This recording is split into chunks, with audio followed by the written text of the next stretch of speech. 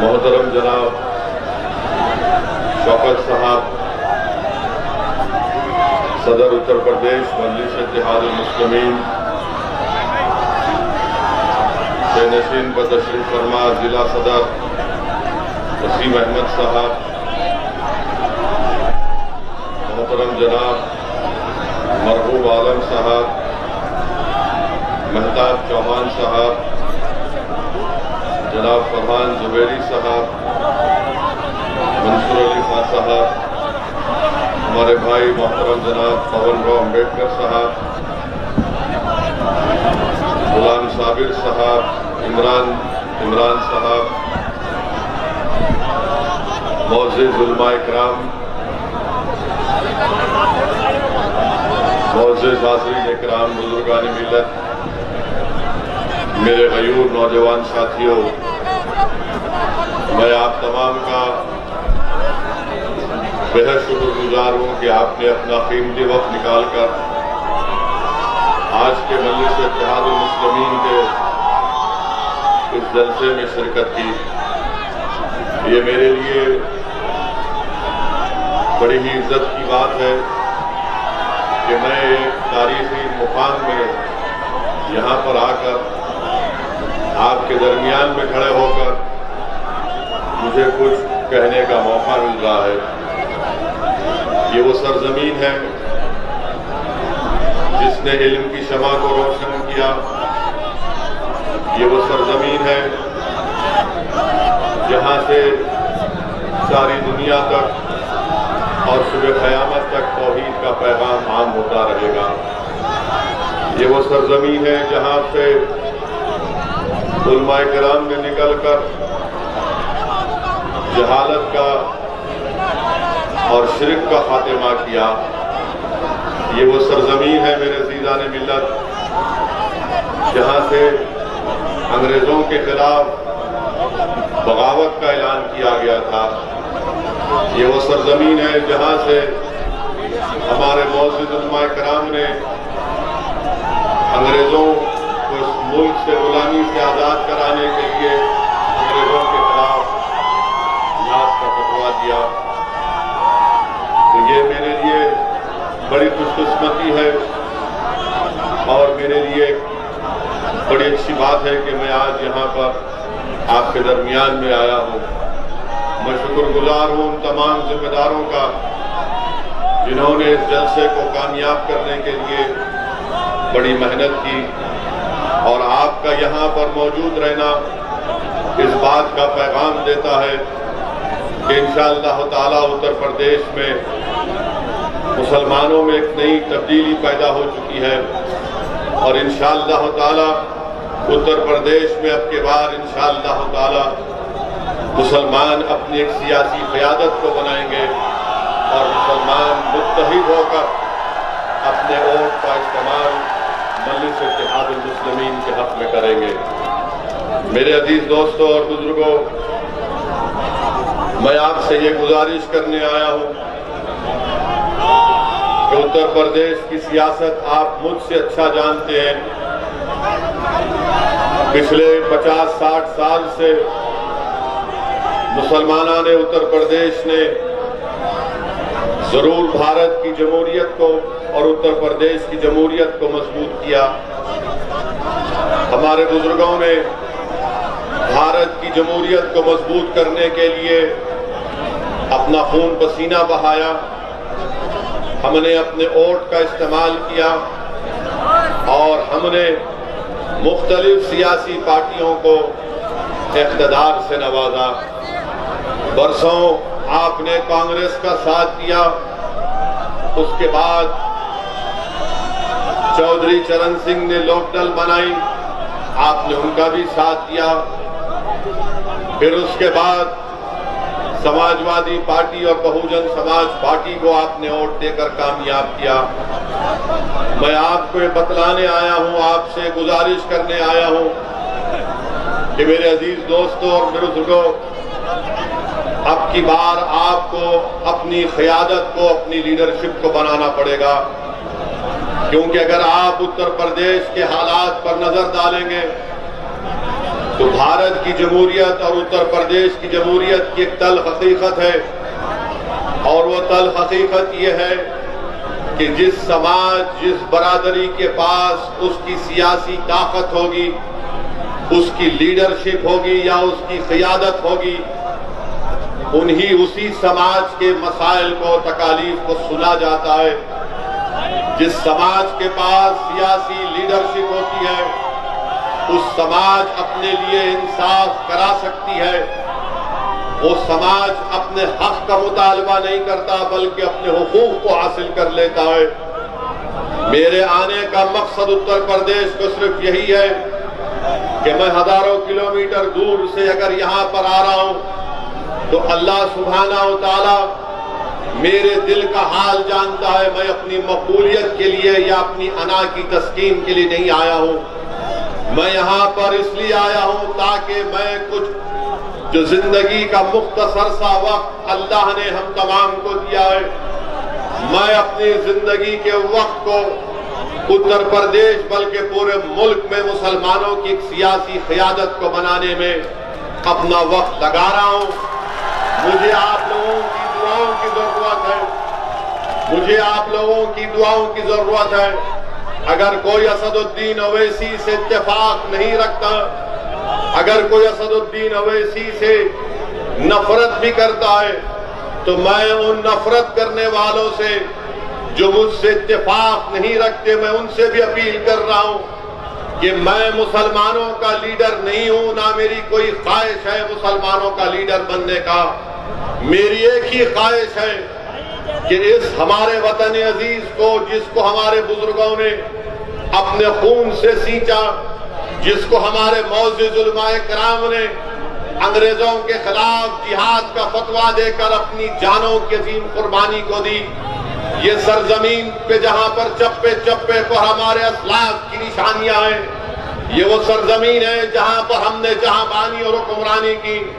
आज अगर उसी सरजमीन पर अगर हमारे खून की अहमियत नहीं है, हमारे आंसुओं की अहमियत नहीं है, हमारे बच्चों के रोशन मुस्तकबिल की अहमियत नहीं है, आज उसी सरजमीन में हमारे लिए स्कूल नहीं खोले जाते, हमारे बच्चियों के लिए तालीम का मौसर इंतजाम नहीं किया जाता, आज इसी सरजमीन पर जहां पर हमारे बुजुर्गों ने जहांबानी और हुकूमत की, जहां पर उन्होंने इल्म की शमा को जलाया, आज उसी सरजमीन पर हमको इंसाफ के लिए भीख मांगना पड़ता है। मेरे अजीज दोस्तों और बुजुर्गों, मैं उन तमाम हजरात से अपील कर रहा हूं कि मुझे मत देखो, आप इन मसाइल पर नजर डालिए, और अगर ये मसाइल सच हैं, अगर ये नाइंसाफी हो रही है, तो फिर आपने अपने आप में तब्दीली पैदा करने की जरूरत है।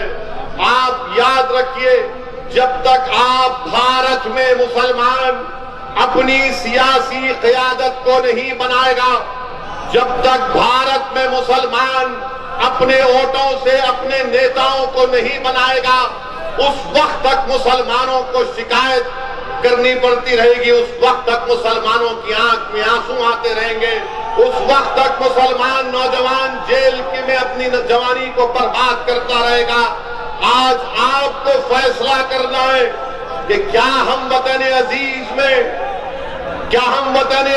में भीख मांगेंगे, क्या हम वतन अजीज में नाम निहाद सेकुलर पार्टियों के उनके दफ्तर पर जाकर उनसे भीख मांगेंगे कि हमको हमारा हक दो। मैं आपको सिर्फ एक ही बात बताने आया हूं कि हमको अगर भीख मांगना है तो अल्लाह से मांगना है। अल्लाह हमारे लिए काफी है, अल्लाह हमारे लिए काफी है। हस्बुनल्लाह व निअमल वकील। अगर हमको अपना हक हासिल करना है, मुत्तहिद हो जाओ, अपने अपने मसलक पर जरूर चलो, मगर याद रखो, मैं बार बार इस बात को कह रहा हूं कि ये मुल्क हमारा है और हमारा रहेगा, मगर हमारे इस मुल्क में जो अंधेरा छा चुका है, ये रात बड़ी लंबी रहने वाली है। मैं आपको मायूस करने के लिए नहीं कह रहा हूं, मैं आपको हकीकत बता रहा हूं।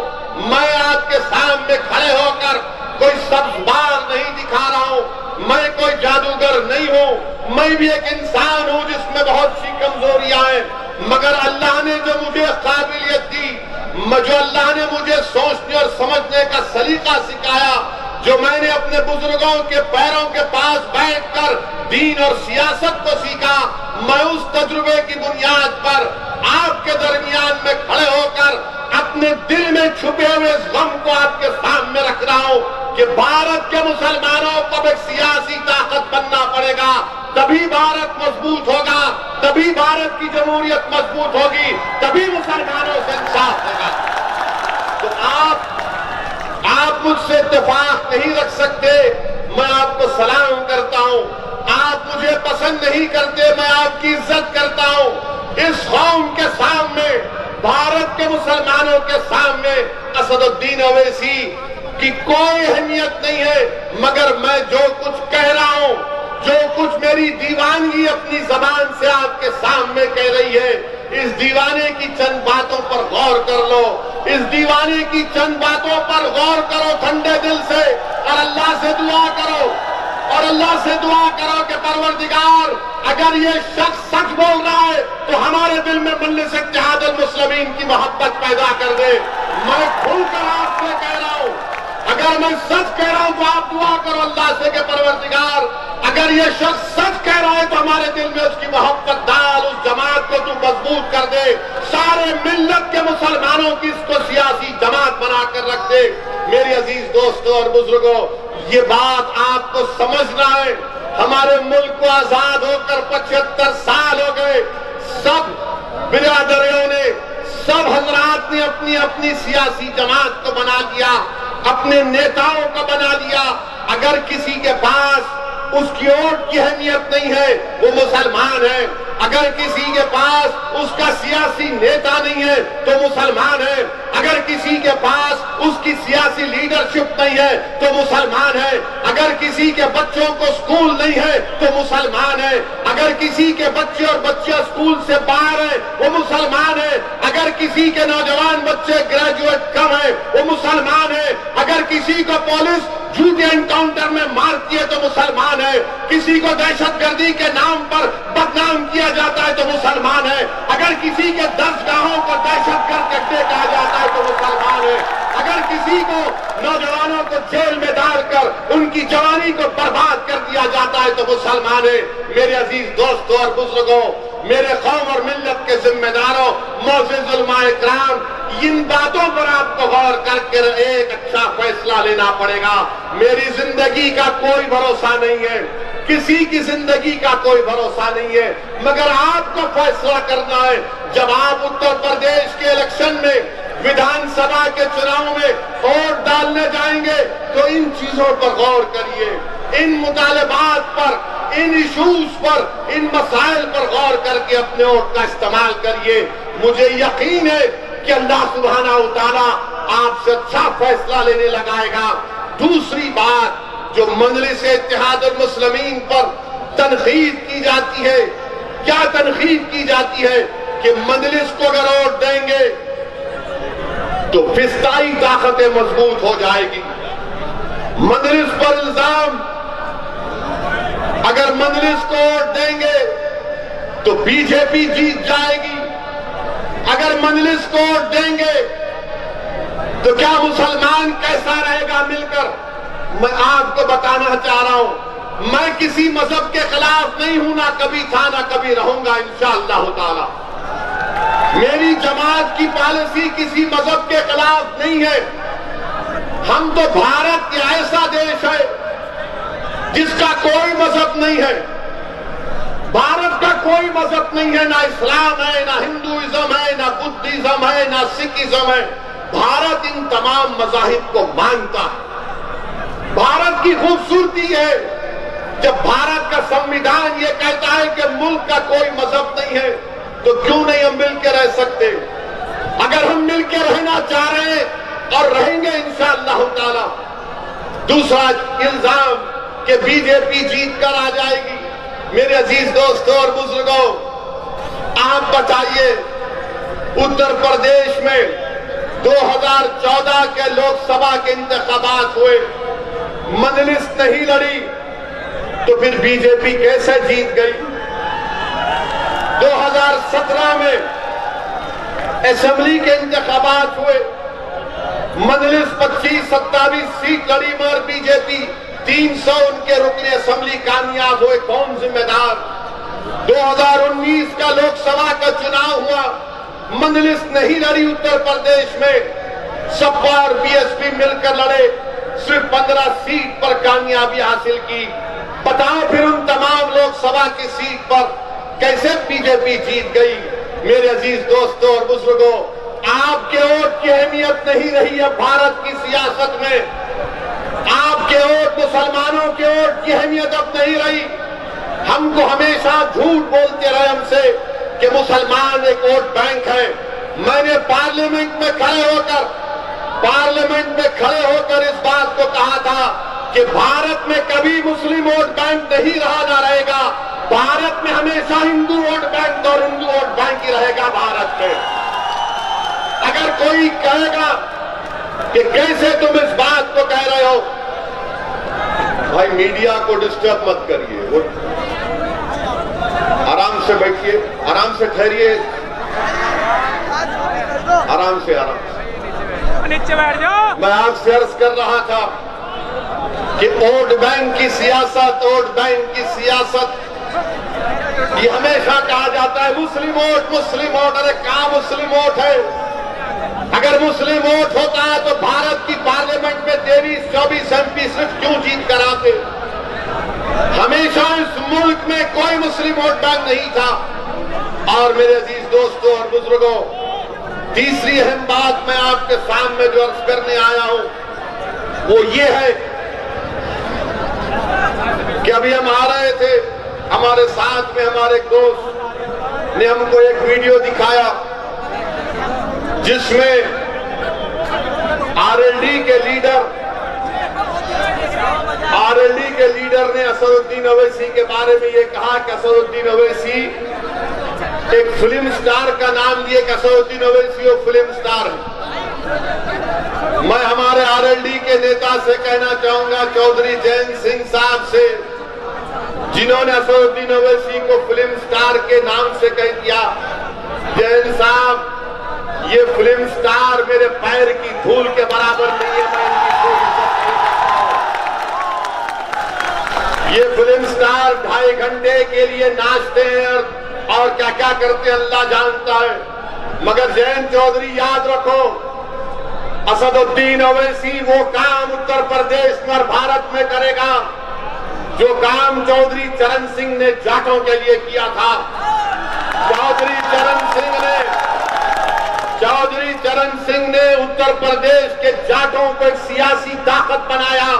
मैं तुमसे वादा कर रहा हूं इंशाअल्लाह ताला, अल्लाह मुझे जब तक जिंदा रखेगा, मैं उत्तर प्रदेश और भारत के मुसलमानों को एक सियासी क़ियादत बनाकर इंशाअल्लाह होगा। ये हमारा मकसद है, ये हमारा मकसद है। और ये लोग क्या समझते हैं कि असदुद्दीन ओवैसी के भाषण को सुनने लोग आते हैं और वो भाषण को सुनकर वोट में तब्दील नहीं होता। मैं आज आपसे एक सवाल करूंगा कि आने वाले विधानसभा में जितने लोग आए अपने दिल पर हाथ रखकर सच्चाई से बताइए, क्या आप मजलिस के पतन के निशान पर वोट देंगे नहीं देंगे? आप मजलिस का साथ देंगे? क्या आप पतन को वोट देंगे? इंशाअल्लाह ताला। सुन लो बोलने वालों, आज तुम देख लो एक तब्दीली उत्तर प्रदेश में पैदा हो चुकी है। उत्तर प्रदेश में मुसलमान अपनी सियासी क़ियादत को बनाएगा और इंशाअल्लाह मेरे अजीज दोस्तों और बुजुर्गों।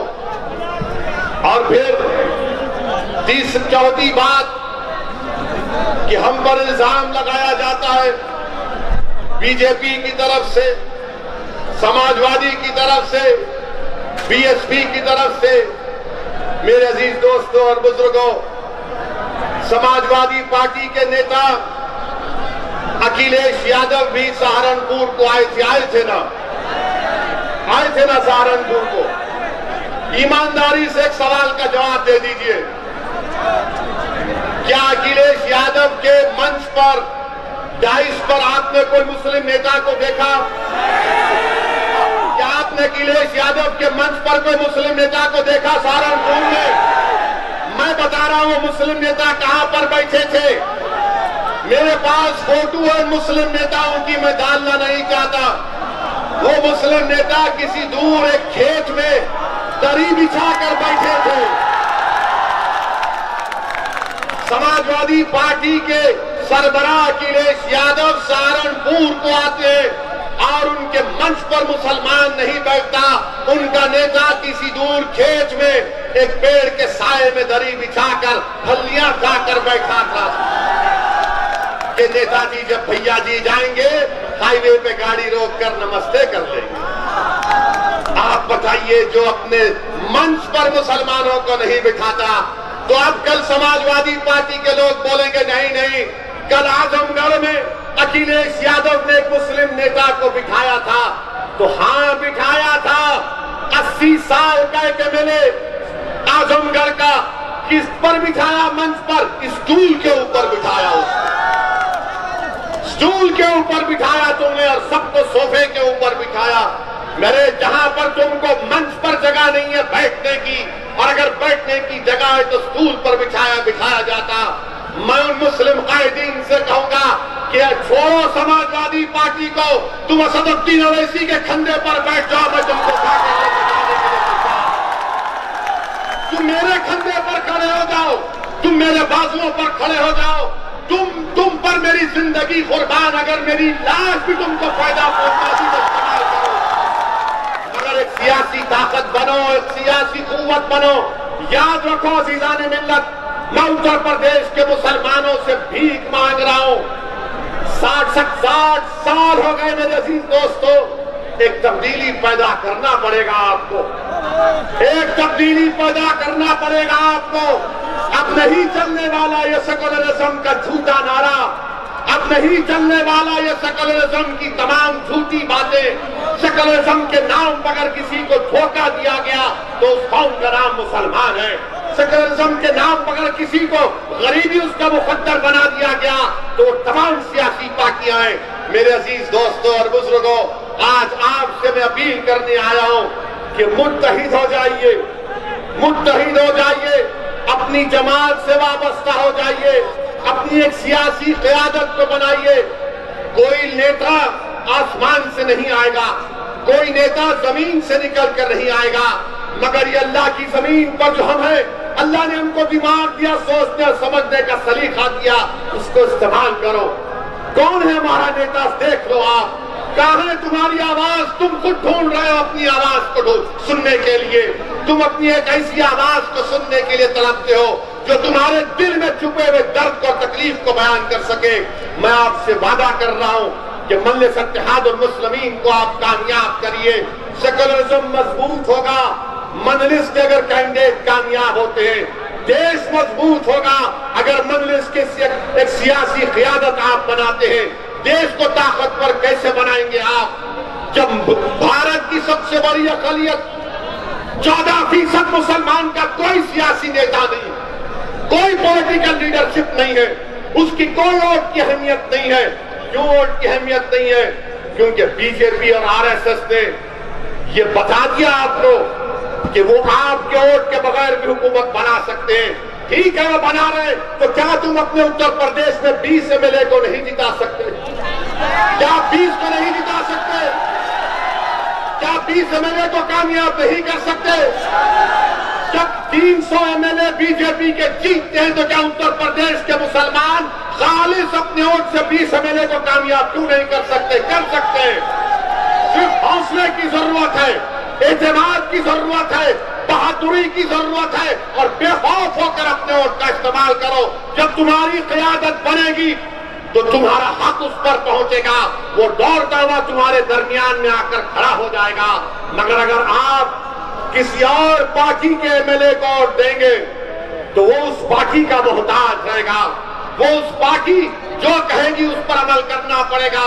मैं आपसे वादा कर रहा हूं कि मजलिस के विधायक एमएलए जब जीतेंगे उन पर कोई रोक टोक नहीं होगा।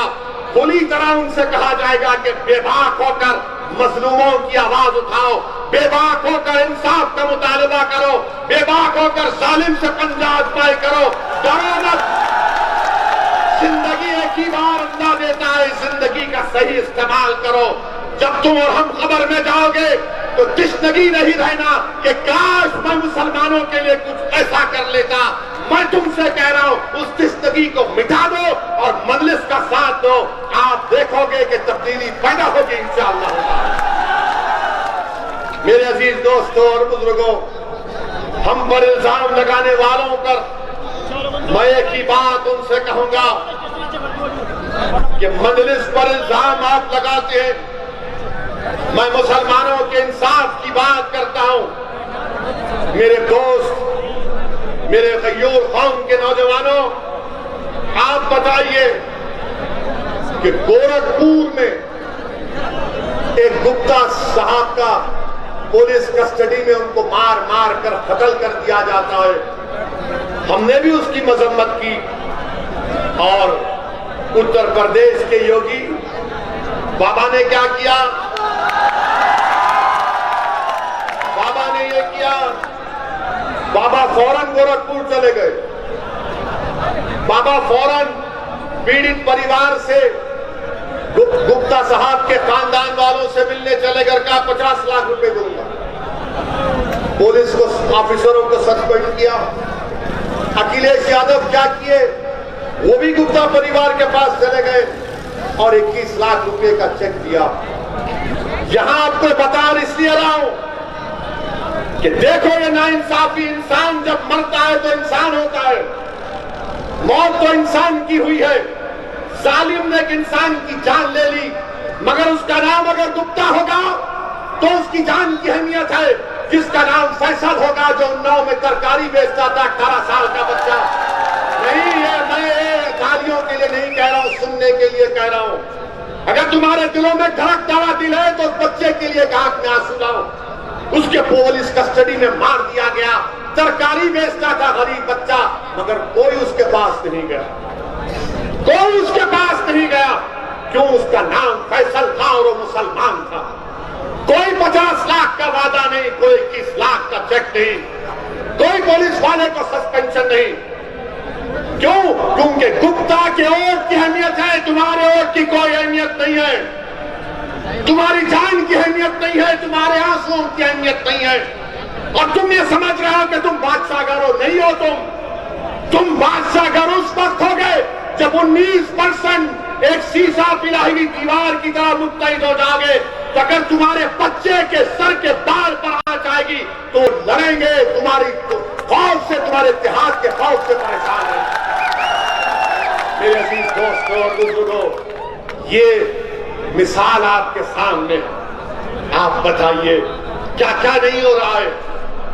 ये वेस्टर्न यूपी है, कई एनकाउंटर में मुसलमानों को पुलिस ने गोली मार दिया। एक मशहूर जर्नलिस्ट है जिसका नाम मोहतरमा नेहा दीक्षित है। कोई कहेगा कि वो ऐसी झूठ बोल रहा है, जाओ वो जर्नलिस्ट की रिपोर्ट पढ़ लो, जिसने कहा कि सबसे ज्यादा मारने वालों को एनकाउंटर में मुसलमान थे, जेल में घुसकर गोली मार दी गई। आप बताओ फिर कौन से आप सेकुलरिज्म की बात कर रहे हैं? कौन से आपके वोट बैंक की आप बात कर रहे हैं? उठो उत्तर प्रदेश के मुसलमानों, ये वक्त ख्वाब गफलत से उठने का है। अपने दिमागों से उन जालों को निकालो जो तुम ये समझ रहे हो कि हालात सब सही है। नहीं है, हालात सब सही नहीं है। हालात उस वक्त सही होंगे जब आप एक करवट लेंगे। जिस तरह इस सरजमीन पर हमारे बुजुर्गों ने बातिल ताकतों और तूफानों के सामने एक शमा को रोशन किया था, आज उस शमा की रोशनी पूरे आलम में फैल चुकी। क्या तुम एक सियासी शमा को नहीं रोशन करोगे अपने इतिहास की ताकत पर? क्या तुम एक शमा को नहीं रोशन करोगे ताकि तुम्हारे आने वाले नस्लों का मुस्तकबिल अच्छा हो सके? मैं तुमसे सिर्फ यही बोलने आया हूं, यही कहने आया हूं। अगर किसी को मेरी बात खराब लगती है तो मैं कुछ नहीं कर सकता, मैं ऐसा ही हूं, मेरी जबान ऐसी है, मगर सच्चाई को बयान कर रहा हूं। मेरे अजीज दोस्तों और बुजुर्गों, कौम और मिल्लत के जिम्मेदारों, मुअज़्ज़िज़ उलमाए किराम, असदुद्दीन ओवैसी से यही आपसे गुजारिश करने आया है कि मैं यहां पर अपने लिए नहीं आया हूं, उतनी दूर से नहीं आया हूं। हम पर इल्जाम लगाए जाते, मुझे उसकी कोई परवाह नहीं। इल्जाम लगते रहेंगे, इसकी मुझे कोई परवाह नहीं है। तारीख गवाह है, अगर कोई सीरतुन नबी की किताब को पढ़ेगा तो इल्जामात भी है, इल्जामात भी है। मक्के की सरजमीन पर जिसमें मुबारक पर ऊंट की उजड़ी भी डाली गई, ताइफ का सफर भी है, औद का मैदान भी है, और उसके बाद फतेह मक्का भी है, और होगा इंशाअल्लाह। मेरे अजीज दोस्तों और बुजुर्गों, अपने हिम्मत और हौसले को बुलंद रखिए, अपने हिम्मत और हौसले को बुलंद रखिए, और अपने इन दो बाजुओं पर भरोसा रखिए, और अपने कुव्वत पर, अपने फैसलों पर पूरा एतमाद। जब आप अपने फैसलों पर पूरा एतमाद करके फैसला लेंगे, यकीनन तब्दीली पैदा होगी। अगर आप डर डर कर जिंदगी गुजारेंगे तो कहां फैसला ले सकते। यही सहारनपुर में किनकी गांव में मौला महमूद मदनी साहब ने एक यूथ क्लब बनाने का प्रोग्राम बनाया, और भारत स्काउट्स एंड गाइड्स का नौजवानों के लिए वहां का बीजेपी का एमएलए काम को रुकवा देता है। कोई मदरसा नहीं बन रहा था, कोई मस्जिद नहीं बन रही थी, और ये काम हो रहा था तो उस काम को रुका दिया। आप बताइए फिर क्या है, कौन सी दुनिया में हम रह रहे हैं। उठिए, एक तब्दीली पैदा करिए। और फिर मेरे अजीज दोस्तों और बुजुर्गों, समाजवादी पार्टी को आपने 14 में वोट दिया, बीजेपी को शिकस्त नहीं दे सके। 17 में वोट दिया, बीजेपी को रोक नहीं सके। 19 में वोट दिया, आपने रोक नहीं सके। अब आप बताइए, क्या ये हमारी जिम्मेदारी, क्या ये हमारी जिम्मेदारी है? क्या इतने बड़ी तादाद में 300 बीजेपी के एमपी जीत रहे हैं? मैं जिम्मेदारी के साथ कह रहा हूं कि भारत के मुसलमानों में सिर्फ 6% मुसलमानों ने 14 में और 19 में बीजेपी को वोट दिया, और 94% ने बीजेपी के खिलाफ वोट दिया। तो भारत के मुसलमानों को समझना पड़ेगा कि अपने वोट की अहमियत को समझो, अपने वोट की अहमियत को समझो। अगर तुम अपना वोट अपनी पार्टी के लिए इस्तेमाल करोगे, अगर तुम अपना वोट अपनी पार्टी के लिए इस्तेमाल करोगे, तो ये तमाम नाम निहाद सेकुलर पार्टी जो मुसलमानों को अपना गुलाम और कैदी समझते हैं, इनके दिमाग जो आसमानों पर है, जमीन पर आकर तुम्हारे पैर पर गिरकर भीख मांगेंगे। मगर ये जानते हैं, ये तमाम कांग्रेस, ये समाजवादी क्या कहते हैं, कहां जाएगा मुसलमान, कहां जाएगा मुसलमान। तंज के तौर पर कहते थे मुझे, जब मैं पहली मर्तबा एमपी बनकर गया 2004 में, ये तमाम पार्टी के लोग कहते थे, जब मैंने महाराष्ट्र से अपने सियासी सफर का आगाज किया, नांदेड़ की सरजमीन पर कामयाबी मिली, तो ये तंज करते थे, ओवैसी मुसलमान के पास कोई विकल्प नहीं है सिवाय हमारे, और तुम नहीं जानते मुसलमान सिर्फ हमको ही वोट देता है।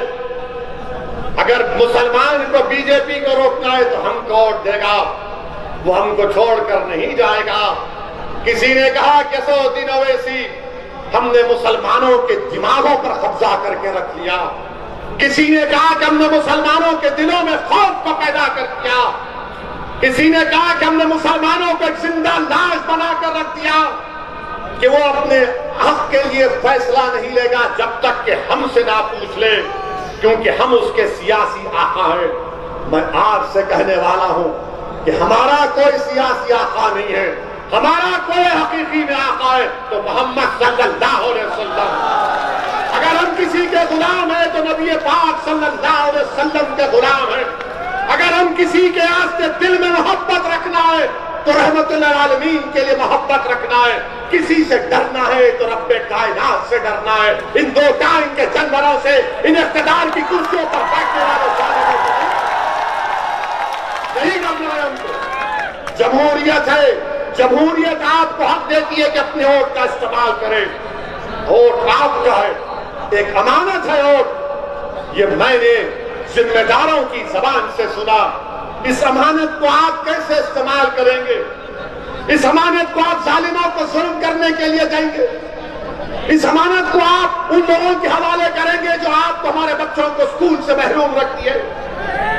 क्या आप उनको वोट देंगे? ये अमानत है। और याद रखो मेरी इस बात को, जब पार्लियामेंट में ट्रिपल तलाक का मसला पैदा हुआ, जब पार्लियामेंट में ट्रिपल तलाक का बिल लाया गया, आपके ऊपर छोड़ता हूं, किसने 3 मरतबा मोदी ने पार्लियामेंट में बिल लाया, तो 3 मरतबा किसने दलाइल के साथ मुल्क के आईन और संविधान के दायरे में रहकर उस कानून की धज्जियां किसी ने उड़ाई, तो उसका नाम मजलिस इत्तेहादुल मुस्लिमीन। बल्कि ये जिस सरजमीन से आज असदुद्दीन ओवैसी को बोलने का मौका मिल रहा है, ये उलमाओं की सरजमीन। यही यहां से कांग्रेस के एक मरहूम एमपी साहब थे, अल्लाह उनको जन्नत फिरदौस में मुकाम अता करे। जब मैंने जाकर उनसे पूछा कि मौलाना आप तो एमपी भी हैं और आलिम दीन भी हैं, आपने क्यों नहीं बोला ट्रिपल तलाक में? मेरे आंख में आंसू थे कि मौलाना आपने क्यों नहीं बोला? आप तो आलिम दीन है, क़ाल अल्लाह क़ाल रसूल अल्लाह आपके सीने में है। तो मौलाना ने मेरा हाथ पकड़कर कहा कि क्या कहूं, मेरी पार्टी के लोगों ने मुझे रोक दिया, बोलने नहीं दिया। आप बताओ फिर कौन बोलेगा? आप कहेंगे नहीं ये दीवाना है, वैसे कहेगा नहीं मैं यहां पर इसलिए आया हूं कि मुझसे बेहतर हजारों की तादाद में बोलने वाले पैदा हो जाएं, जो पार्लियामेंट उत्तर प्रदेश के असेंबली में जाकर उत्तर प्रदेश के दौर दीवार को हिला के रखे आपके इंसाफ के।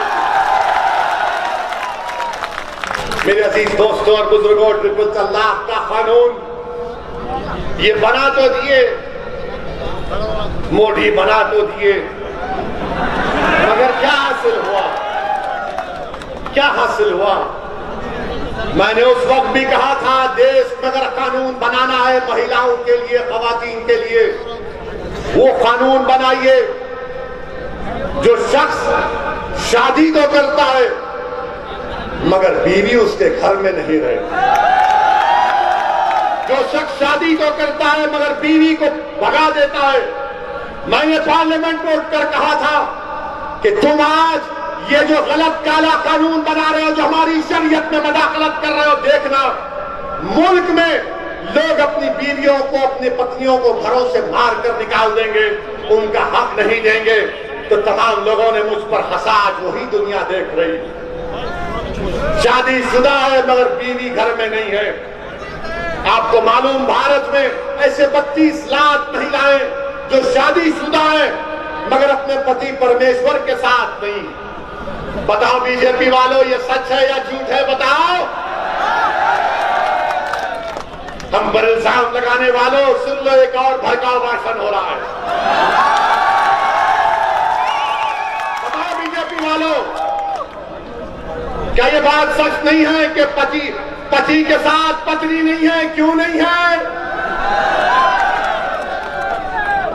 आपको चाय बनाने की जरूरत नहीं पड़ती, कम से कम वो चाय बना दे। मगर इस पर भी अब शाम में 6 बजे से ये मीडिया वाले हमारा निकाह शुरू कर देंगे। केवाईसी ने इनके बारे में ऐसा कह दिया। मैं तो कहा कि चाय बनाने में मदद मिल सकती है। बगैर दूध की पीता हूं, अच्छा लगता है। हमारे घर में खाली चाय मिलती है, बाकी सब हमको करना पड़ता, क्योंकि हमारे पास मामला यह है कि ज्यादा हम बोलते हैं तो घर में हमारी जबान नहीं चलती, हमारा इख्तियार सिर्फ चाय पर रुक जाता है। मगर वो ये बेचारे तो उससे भी महरूम है। ट्रिपल तलाक का कानून 3 मरतबा आया।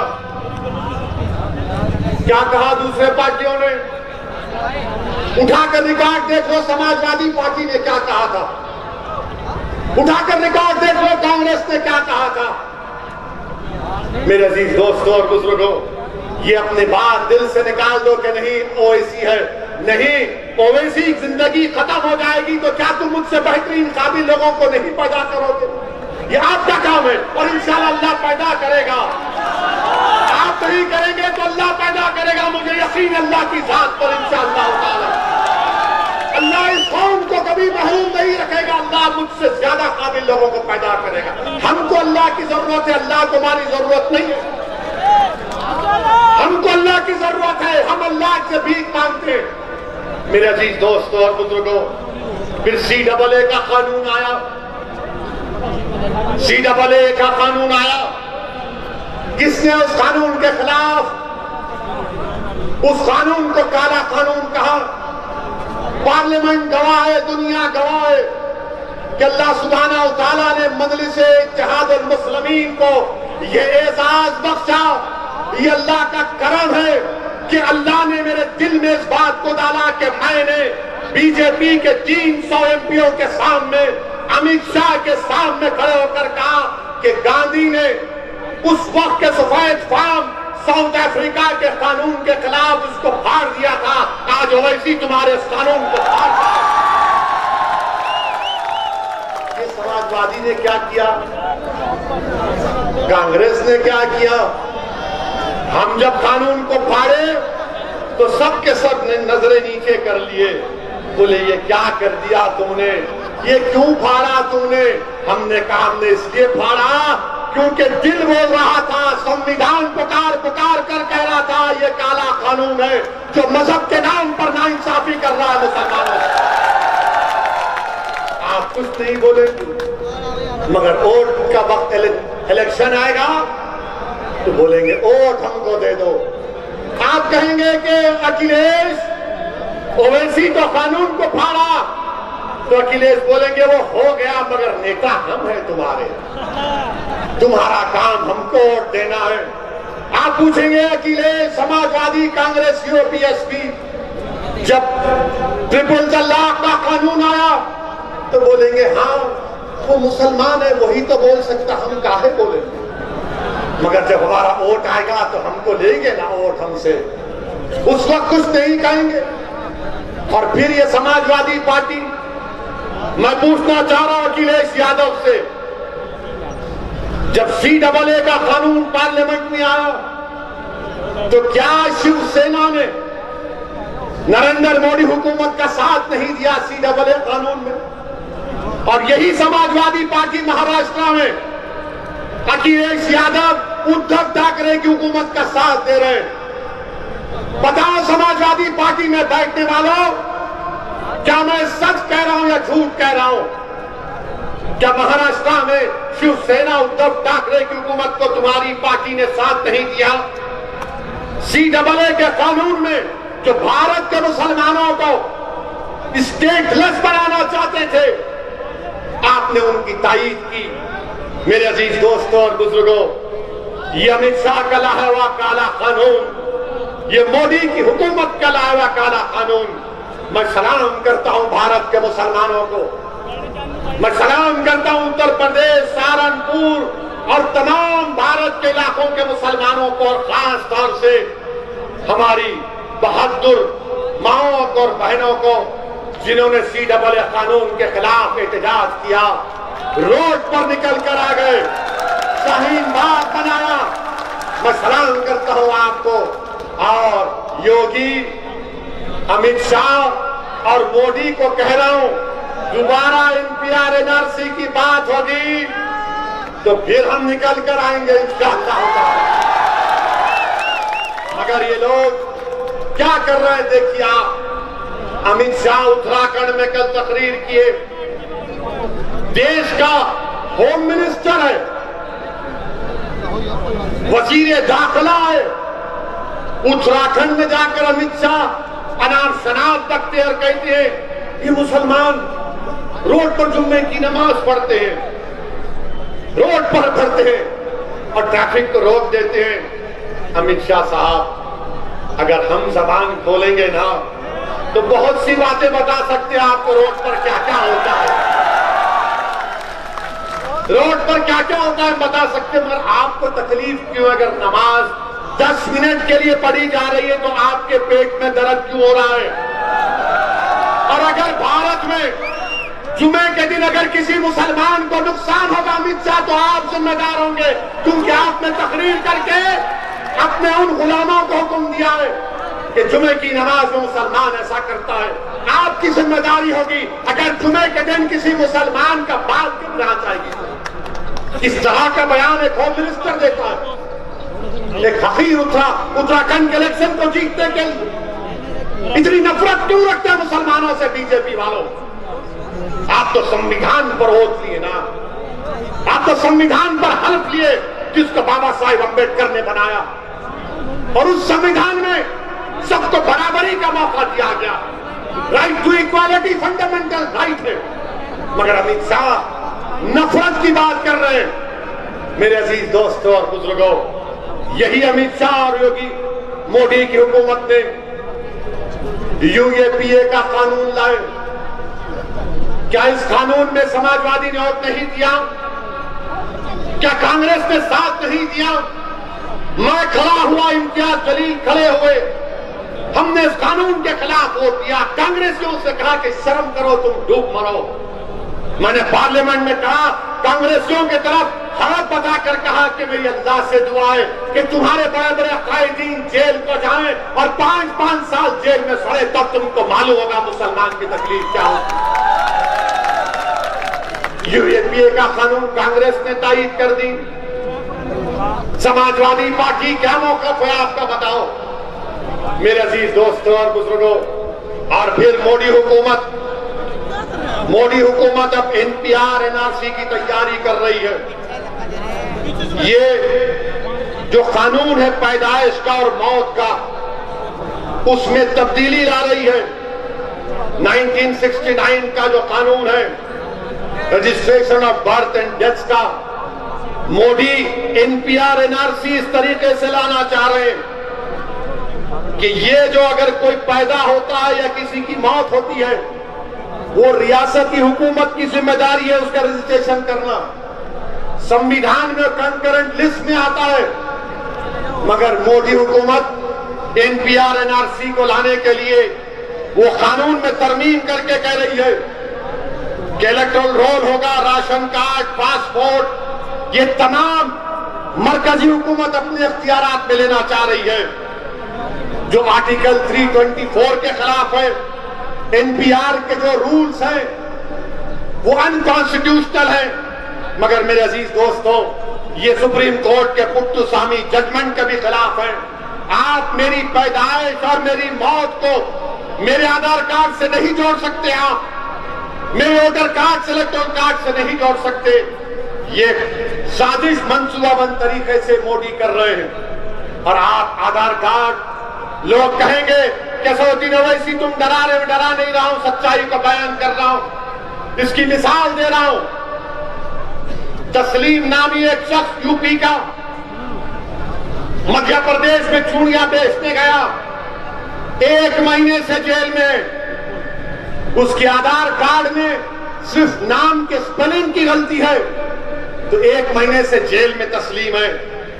याद रखिए, एनपीआर होगा तो एनआरसी हो जाएगा, और जब एनपीआर होगा तो सहारनपुर के तहसील ऑफिस पर नाम लगाया जाएगा सऊद्दीन ओवैसी का, और तहसीलदार नाम देखेगा सच तो कहेगा तू प्रूफ कर दे कि तू भारत का शहरी है।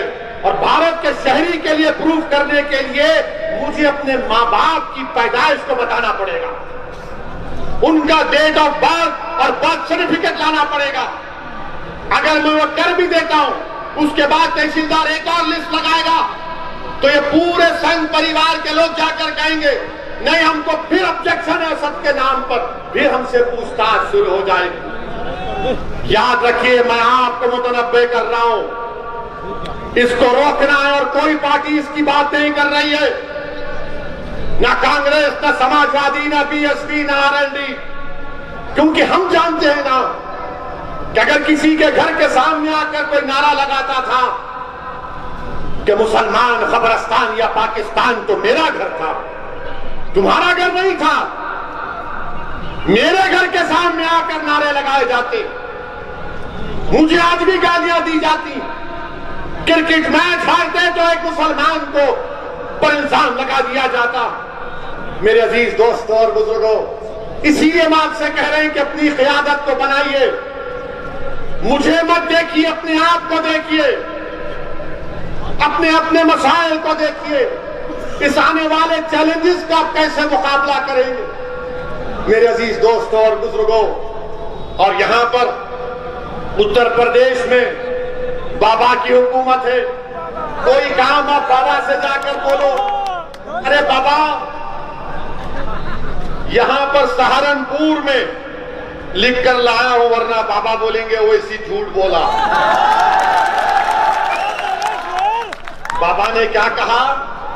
किसी एक टीवी चैनल पर हम थे, तो टीवी चैनल के एंकर ने हमसे पूछा कि योगी जी ने कहा कि ओवैसी अगर सिखों की भी बात कर देते और दूसरे समुदाय की बात करते तो देश के नेता बन जाते। हमने कहा हमको बाबा से सर्टिफिकेट की जरूरत नहीं है। बाबा किसी और के लिए दुकान खोलकर बैठे।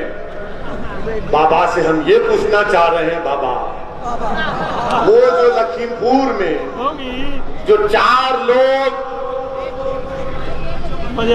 जिसकी गाड़ी उनको मारी थी, उसमें 2 सिख हमारे भाई थे। आप क्यों नहीं गए बाबा उन सिखों के घर पे?